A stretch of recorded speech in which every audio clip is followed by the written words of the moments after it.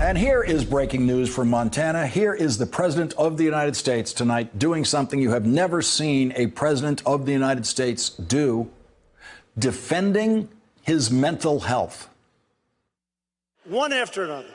Donald Trump, he's lost it up here. You know, it's pretty tough. I stand up here giving speeches for an hour and a half, many times without notes. And then they say, he's lost it. And yet we have 25,000 people showing up to speeches.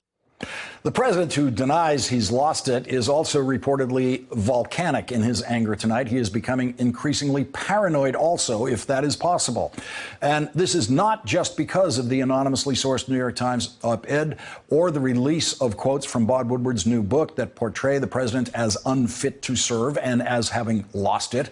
According to Axios, for some time last year, Trump even carried with him a handwritten list of people suspected to be leakers undermining his agenda. He would basically be like, we've got to get rid of them. The snakes are everywhere, but we're getting rid of them, said a source close to Trump. Mental health professionals have sounded the alarm about Donald Trump's instability and paranoia. Brandy Lee, the Yale University psychiatrist who edited a book about Donald Trump's mental state last year, told Salon, 2 White House officials actually contacted me in late October stating that Trump was scaring them, that he was unraveling. While the president conducts his own hunt for the author of the New York Times op-ed, one White House official told Politico if the goal was to moderate Trump's behavior, it will do the opposite.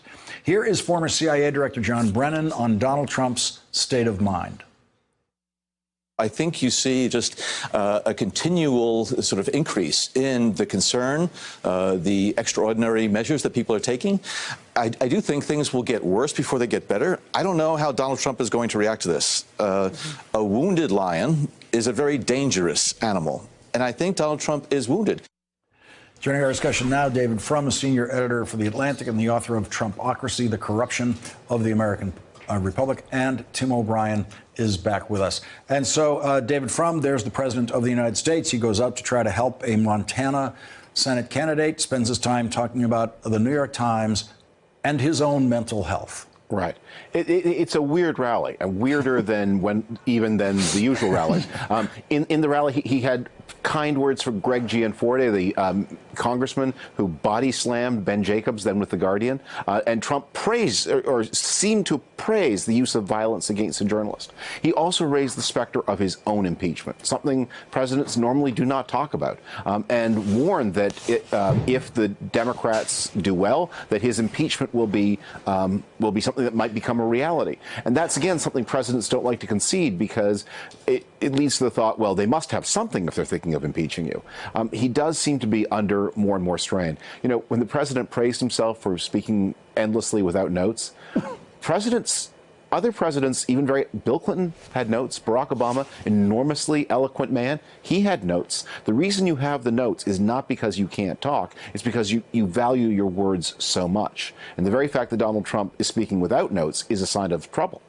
And we've all seen both Bill Clinton and Barack Obama speak without notes as president and as candidates, and they could do it perfectly coherently.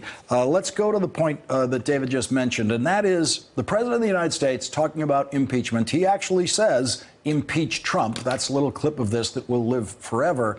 But the reason most presidents have never discussed impeachment is because no one has ever discussed impeachment about most presidents. So it wasn't just the president not talking about it. No one in the country talked about it for most presidents. But here's Donald Trump. Flew out to Montana tonight to try to help a Senate candidate, talks about the New York Times, talks about his own mental health, and talks about his impeachment.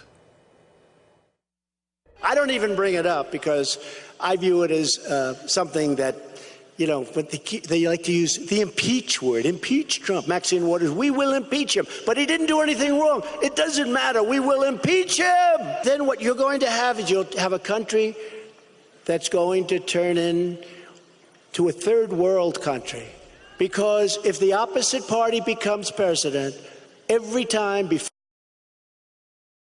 find out whether or not he or she is going to do a great job, they'll say, we want to impeach him, and you'll impeach him. It's so ridiculous. Tim O'Brien, so he begins with, I don't even bring it up. Right. He brings up impeachment by beginning with the phrase, "I don't even bring it up."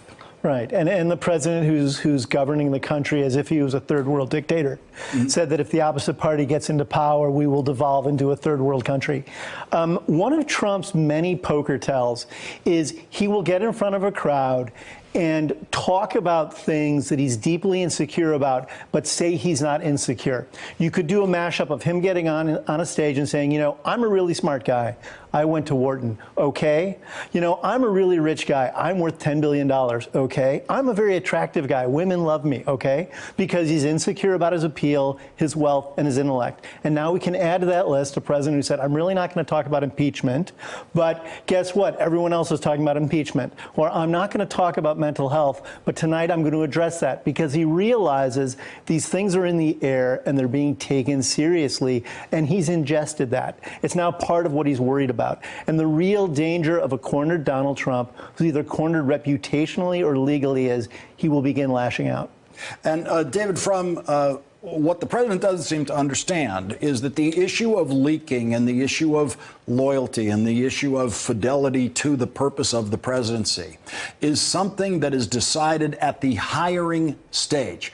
And this is the person who always talked about the best people. I get the best people. I will get the best people. These are the people who he got. These are the people who he wanted. These are the people who, when they have a huddle with him tonight in the Oval Office about their suspect list of 12, at least one of them immediately leaks the discussion in that huddle to the Washington Post. Look, normally when leaks happen, they happen in administrations where there are very intense conflicts, and the leakers are fighting a battle in front of the president. Epically, the Reagan administration was like this. There were very, very strong differences of opinion on many issues, foreign and domestic, and the combatants would, and the president was very much a hands-off manager, and so the newspapers would fill out with attacks by one senior staffer on another senior staffer, not on the president. What most presidents are good at, you get to be president by being a team builder. I mean, it's a gigantic organization to build a presidential campaign. You have to win votes from millions of people, and you're usually pretty good at winning the loyalties of dozens of people.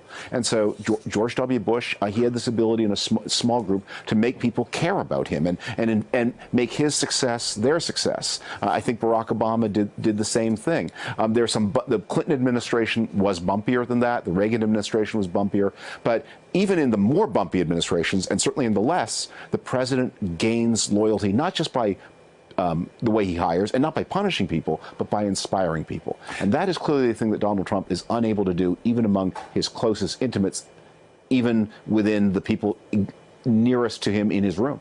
And as anyone who's worked for an elected official can tell you, there is nothing that binds the loyalty more strongly than admiration for the elected official that those people are working for. And that apparently is what does not exist in the Trump administration. David Frum, Tim O'Brien, thank you both for joining us tonight.